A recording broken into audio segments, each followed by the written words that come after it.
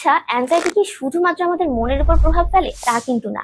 Anxiety মনের পাশাপাশি আমাদের শরীর এবং আচরণেও কিন্তু প্রভাব ফেলে। আজকে আমরা 3 ধরনের লক্ষণ নিয়ে কথা বলবো। প্রথম যেটা হচ্ছে সেটা হচ্ছে মানসিক লক্ষণ। কেমন?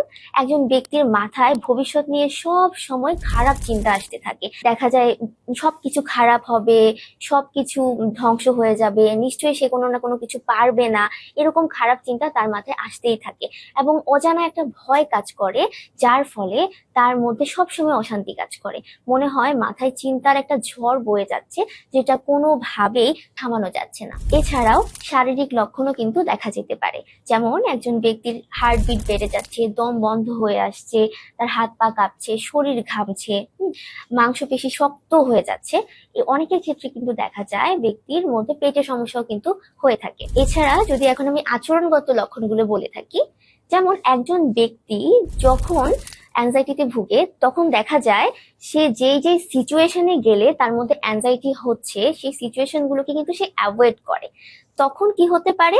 দেখা যায় সে কর্মক্ষেত্র, ইভেন সামাজিক মেলামেশা সবকিছু জায়গা এড়িয়ে চলছে এবং নিজেকে গুটিয়ে রাখছে, কারোর সাথে কথা বলছে না, একা একা থাকছে। তো তার আচরণ দেখলে কিন্তু আপনারা বুঝতে পারবেন যে কোনো না কোনো পরিবর্তন তার মধ্যে এসেছে।